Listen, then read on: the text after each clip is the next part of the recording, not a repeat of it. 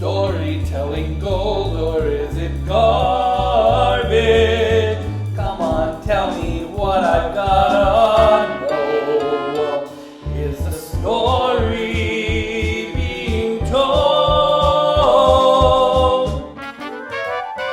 Garbage or gold?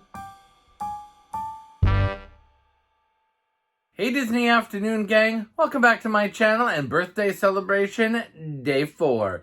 If you're returning here, thanks for coming back, and if you're new, welcome. My name is Jake and I do all kinds of Disney content including subscription boxes, hauls, vintage trips, trivia, movie reviews. If it's Disney, we're doing it, so you're going to want to hit that subscribe button so you don't miss out on the next Disney adventure. Alright, so today we are doing a storytelling gold or garbage, and we're going to talk about Toy Story. Perhaps, if you know me, an odd choice for my birthday week, but you'll see in a few minutes. And if you haven't caught up on the giveaway going on, where you do have to enter all 5 days, comment all 5 days, collect all 5 secret words, the past 3 videos will be linked down in the description.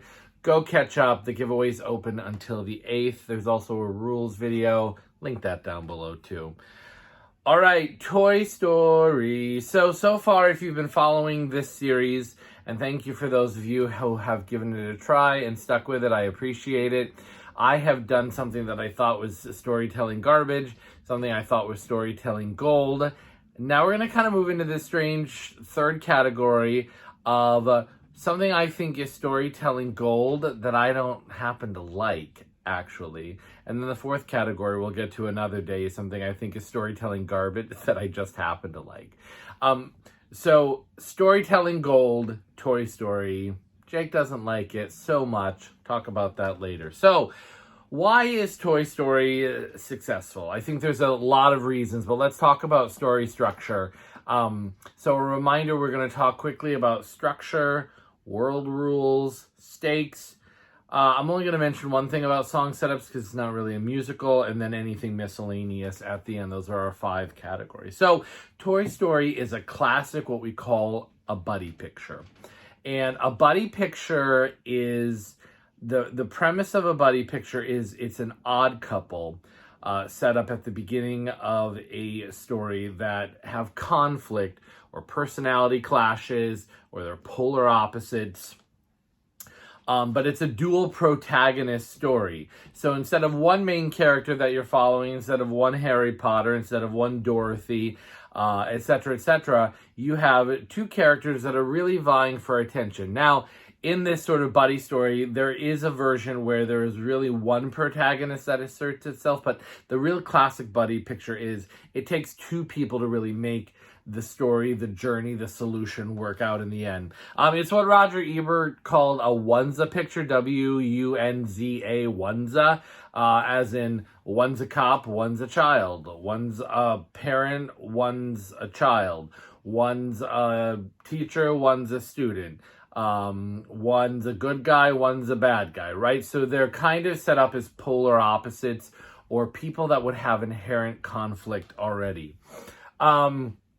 Often in this odd couple situation, you have the uptight character and you have the trickster, right? So you've got immediate conflict where somebody plays life by the book and the other person brings chaos in its wake. One of my very favorite shows as a kid, Perfect Strangers, with Cousin Larry and Balky Bartokomous. Cousin Larry plays it straight by the book, and Balky is a wild character, and they have this conflict. Makes for great drama, makes for great comedy. I hope whoever it is brought a chainsaw.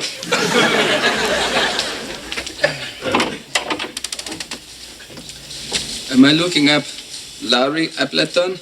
Larry Appleton, that's me. Larry!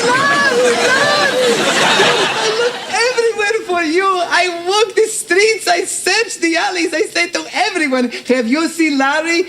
You don't know how many people have never heard of you. And then often in this storytelling, the resolution depends on the two characters either overcoming their own personal obstacles or finding that sweet spot where they use each other's strengths to get through the scenario and then ultimately find friendship at the end. So let me give you some examples of films you probably have seen. And even as I'm talking, if you've seen Toy Story, you're kind of starting to ruminate and connect to what I'm saying. But the original folks, Bing Crosby and Bob Hope, starred in the Road pictures, The Road 2, and there were two of them, I think. There may have been more, but there was The Road to Zanzibar and The Road to Morocco, where these two kind of goofball, oddball characters go on this journey in a strange land. So another characteristic is that the odd couple is often paired with some other kind of storytelling device. It could be a Western, it could be a cop picture, it could be another world. It could be they're in a car, and so the car provides the conflict, but it's a road show, it's a road picture, so they're going somewhere. There's an actual journey that they're taking. So those are the two originals, and then of course some others: Planes, Trains, and Automobiles, Lethal Weapon, an example of a sort of cop buddy drama, Thelma and Louise, an example of a more serious-minded buddy picture. Some Disney examples: Aladdin, right? Aladdin and Genie. Goofy and Max on the Road. Emperor's New Groove, Pacha and the Emperor. Zootopia, Judy Hopps and Nick Wilde. Finding Nemo, Dory and Marlin. Up. Russell... Everyone's going to make fun of me because they know I don't like this movie, but I'm not forgetting on purpose. Russell and Ed Asner's character, whatever his name is. And Ratatouille, Remy and the chef guy. Those are some examples of classic buddy films. One of the criticisms of Pixar, and we'll talk about my criticisms of Pixar another day, is that they rely too heavily on the buddy motif. But that's a conversation for another day. So the structure of one of these kind of films, there's usually the introduction to the main world. So in our case, we've got Andy playing with his toys. Buzz is clearly the hero in this story, and all of the other characters are rescued or saved by Buzz. And that's the normal world. We have the odd couple meeting, so there's that great scene. And there seems to be no sign of intelligent life anywhere. Hello? Oh, yeah. Ah! Whoa! Hey, whoa. Did I frighten you? So you have these the immediate sort of clash of the two characters, and the tension is set up. So we know what we're kind of in for, right? One world, another world, boom, they meet.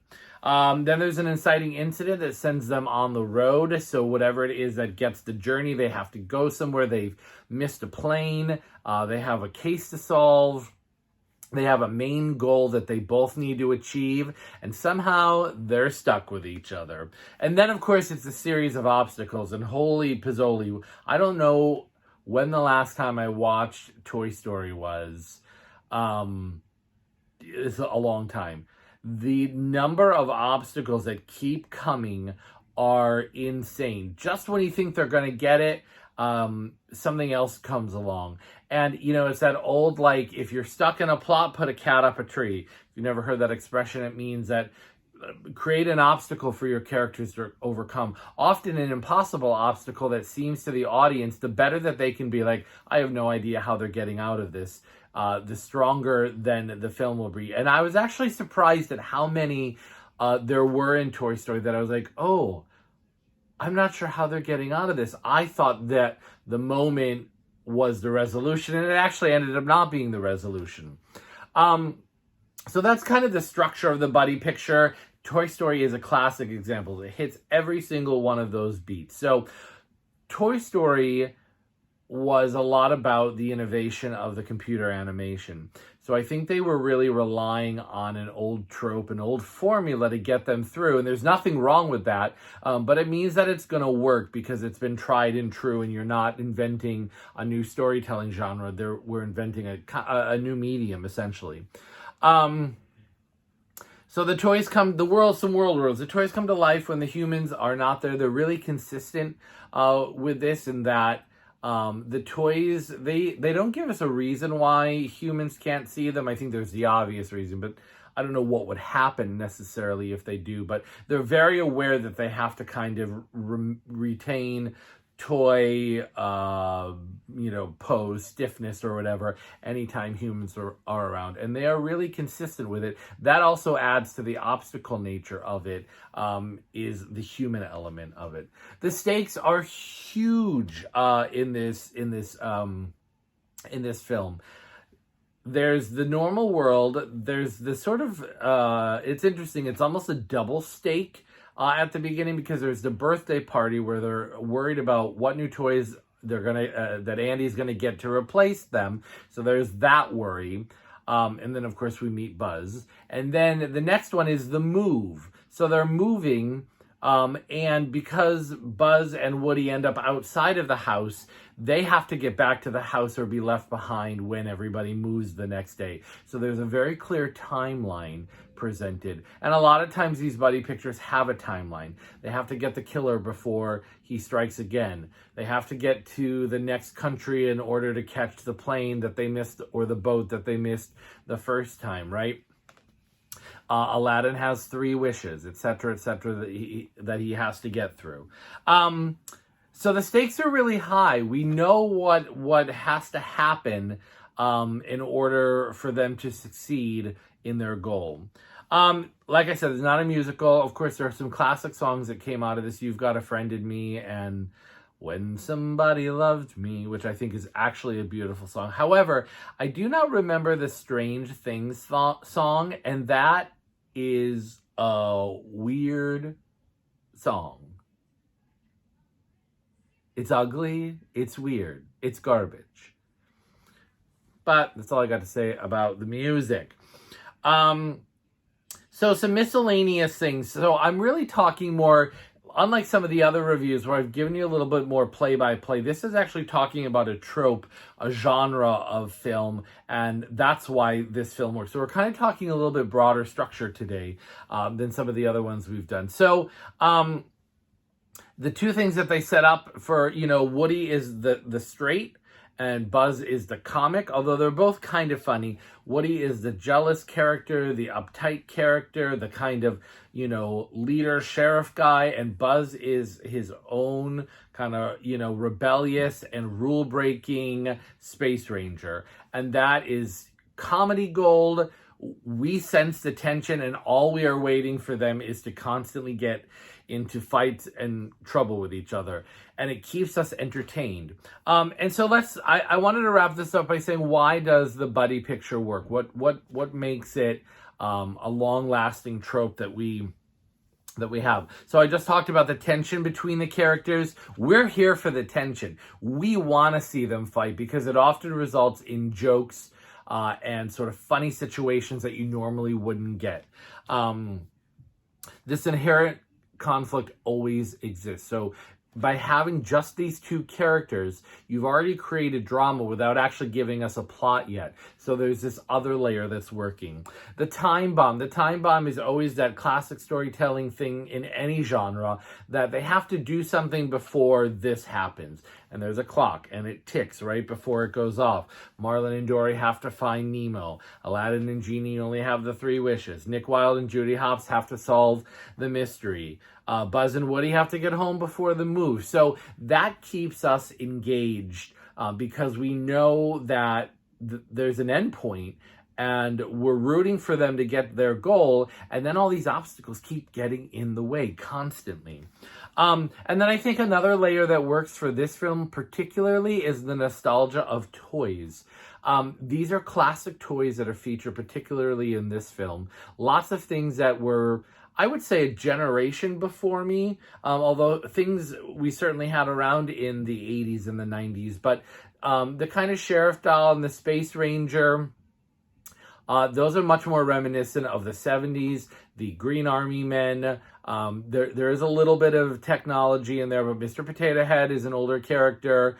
The Spyglasses, trying to think, the Slinky Dog, Bo Peep is just kind of the sort of generic fantasy fairy tale representation side of it, right? The nursery rhyme. A lot more 70s. So there's a nostalgia factor there, but there are a pretty universal group of toys, which I actually thought was pretty brilliant of them. And then, so the nostalgia of toys would make you think I would like it more. And yet I don't. And I can't quite put my finger on it except to say a couple of things. I'm a sucker for romance. I know you wouldn't think it to know me a little bit, but I'm a bleeding heart romantic. If you could make me cry, I'd rather cry than laugh. I don't know, that's just me. So there's like a what am I attracted to thing, what speaks to me. I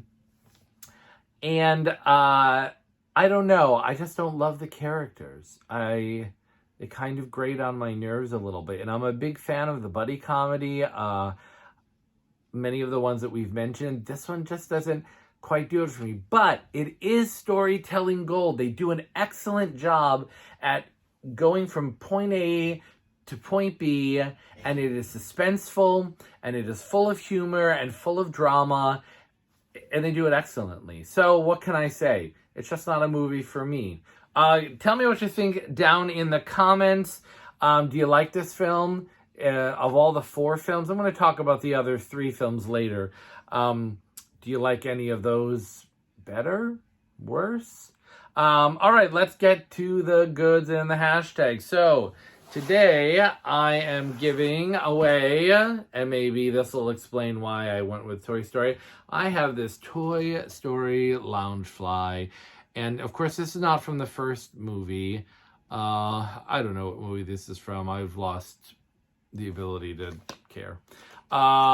Anyway, brand new, nice backpack. So down in the comments, let's do hashtag Toy Story Gold. And then our secret word of the day, which I have to look up because I keep forgetting. The secret word of the day is giveaway. So take note of the secret word. Put hashtag Toy Story Gold in the comment to be entered for this. Make sure that you've entered all of the videos. One more video tomorrow to end this birthday celebration week. I cannot thank you enough for celebrating with me and giving some love to these videos. It means a lot. I appreciate it. I hope you're enjoying yourselves as much as I am. And until the next Disney afternoon,